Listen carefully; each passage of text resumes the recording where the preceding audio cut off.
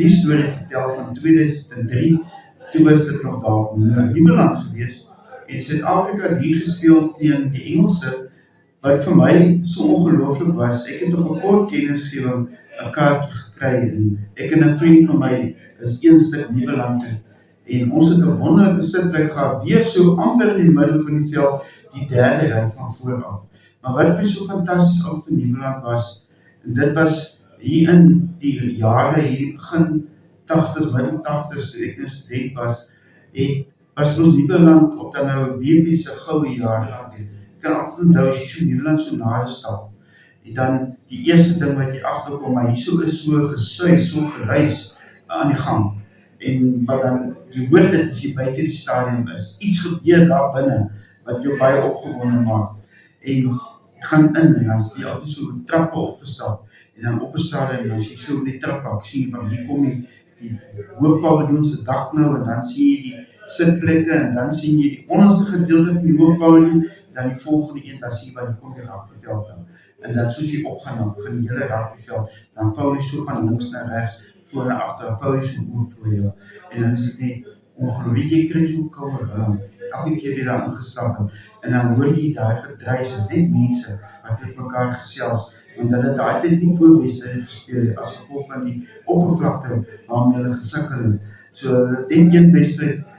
per week daar toegelaat, was gewoonlik dan 'n provinsiale wedstryd, in hierdie geval 'n toets, en ons sit daar so die derde ry van vooraf. Fantasties is dit plek wat ons het.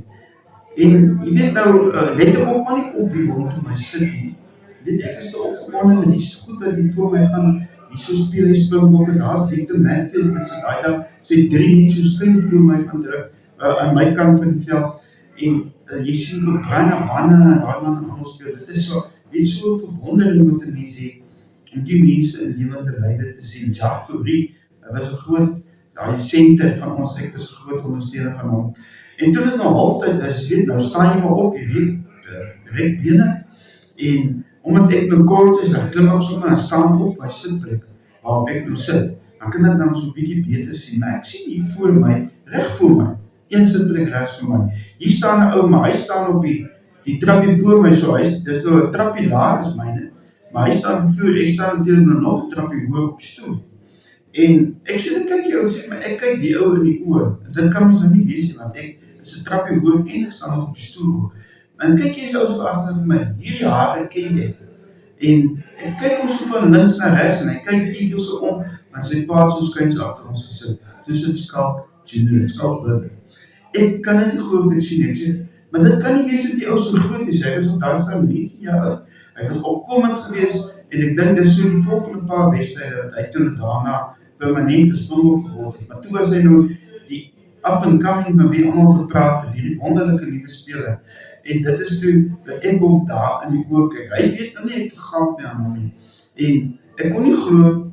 hoe lang hy is, ek kon nie glo hoe groot hy is, ek kon nie glo hoe sterk hy is, en natuurlijk die lang hare wat ons nie kan vergeet nie. Ek het so aggies toe nou, ek sê vir hom, 'n goeie middagskap, en ek het hom gegroet, ek sê, ek is 'n groot eer, dat ek jou hand kan skud, en hy was baie vriendelik met my gewees, hy sê, dit is 'n groot plesier, en toe het ek hom uitgelos, en dit was nog so 10 minute toe die rugby weer begin, maar ek kon nie help om gereeld hier af te kyk en sê, hier sit Skalk reg voor my, en hy gaan hierdie groot rugby speler word, een van die grootste van alle tye, en inderdaad, hy het op die ou end 'n ongelooflike rugby speler gewees. Hier het hy voor my gesit, ek het sy hand geskud, en jy weet, dis amper van die kere, as jy daar waar jy nou jou hand gevat het, jy was hom nie, jy los hom net so, jy weet pas hoe werk het, jy wil ook nie ander ou se hand jy skud, jy wil dan vat jy nie weg, en ek bedryf nie so bietjie, maar dit was die rugby, wat ek kan onthou wat vir my so spesiaal was van daardie tyd, en die dag, dat ek met Skalk Burger, dat ek agter hom gesit, en ek het vir hom gesê, goeiemiddag, en ek het vir hom gesê, ek dink hy is fantasties, ek onthou dit het ek vir hom gesê, en hy gaan hom nog ver bring. Hoe sit ek nou, hoe belangrijk, het ek nou nie gevoel, dat ek nou soos vir hom kan sê, maar ja, mens moet my iets sê.